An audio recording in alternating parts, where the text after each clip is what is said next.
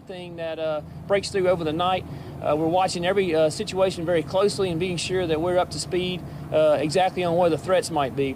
Our latest briefing here in the last few minutes, Mike Ward, our director of EOC, will go over it with you and explain to you a few things that are happening, and then our sheriff's going to follow up with it. But one thing I want to emphasize to all the people that are here is that Rankin County is prepared and ready. We stay ready all the time. We never want anything bad to happen, and we always want to try to keep harm away from our residents and our citizens. But if it's going to happen, Rankin County is where you want to be, because we got some of the best first responders, the best law enforcement people, the best road crews in the state of Mississippi right here in Rankin County, and we're set up ready to help you guys when you need it. So with that being said, I'm going to introduce to you our EOC director, Mike Word. Thank you, sir. We just got out of a briefing just a few minutes ago with PRV, and the latest numbers that are coming out, there's been a few changes. So at 6 o'clock tonight, they're going to open the gates a little further than what they have been over the last several days, and they're going to increase the flow from 67,000 cubic feet per second all the way up to 80,000 cubic feet per second. They're going to take, from 6 p.m. tonight until 6 a.m. in the morning to do that. So we've got a 12-hour time span that they're going to slowly open those gates to increase that water flow. Now, when I say slowly, I don't want you to think that, hey, we've got plenty of time to do something with this, because you really don't. The people north of Highway 80 are going to feel the impact of this increase of water very, very quickly, especially our folks here at the Barnett Bend Reservoir, the ones that are over from Fannin Road, Barnett Bend 1, 2, and 3, and Oak Grove. It's almost going to be instantly that you're going to see the effects of this increase of water flow. So again, as we have been saying for the last several days, if you are anywhere along the backside of your subdivisions that line up with the Pearl River, anywhere around our maps, you really need to think very seriously about seeking shelter elsewhere for tonight. This is going to be an overnight event. So as the night goes on, the water is going to continue to rise. Obviously, it's harder to see at night. We will have responders out that are ready should we have calls for service to do any type of evacuations, but we want to ask the public to help us help you. If you are already out of your homes and you found shelter elsewhere, that makes it a lot easier for us to be able to go out and help those that either could not or for some reason chose not to evacuate or get out. We've had questions about shelters at this point. We do not have any shelters open here in Rankin County at this point. We do have provisions to do a temporary place for you to stay until you can get assistance to get somewhere else. Now, there's no beds or anything like that. It's basically just a seating arrangement.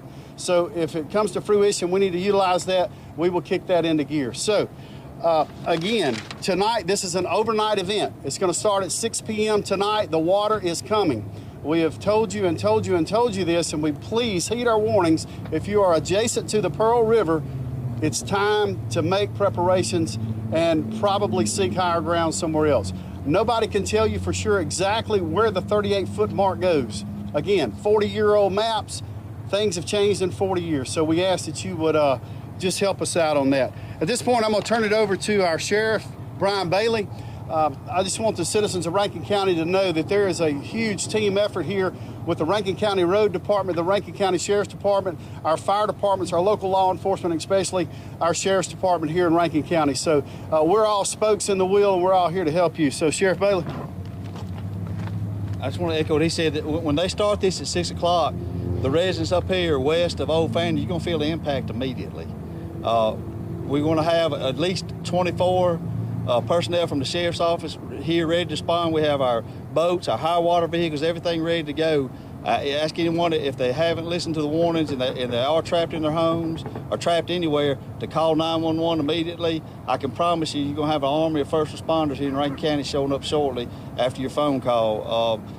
I ask the people that are riding around sightseeing, please stay away from the area for right now so we can have a faster response time. If the roads do get flooded, I'm asking everyone, please, you may have some folks in your subdivision that the water's right at their doorstep. You go flying through there in a four-wheel drive or a big vehicle, you're going to send a wave of water in their house causing thousands of dollars of damage.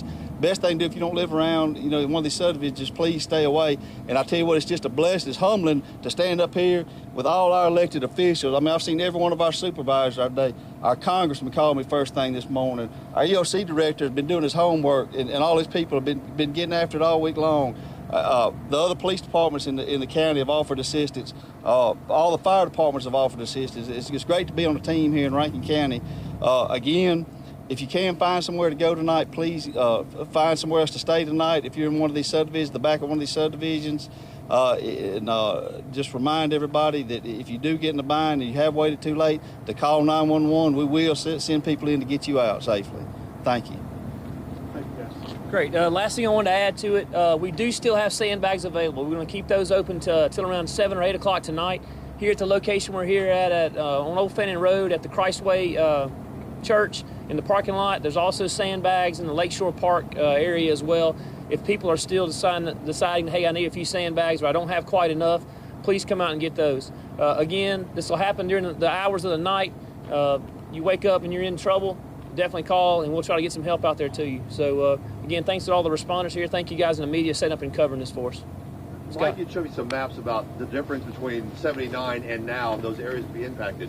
Is it just Barnett 1 and 2 that are susceptible, or are there other areas? No, I'm going to say it's the entire, what we would call the lower Ross Barnett basin, from the dam all the way past the Rankin County line. Again, those maps are 40 years old. That's what happened in 1979. So we've had 40 years of sedimentation fill up, 40 years of building, 40 years of asphalt, concrete, all of these things. So nobody really knows for sure that this basin will hold what is 38 feet today compared to 1979. That is the unknown, and that's why when this thing gets to 38 feet, just because the maps show it came to the edge of your driveway or the edge of your home doesn't necessarily mean that's where it's going to be tonight.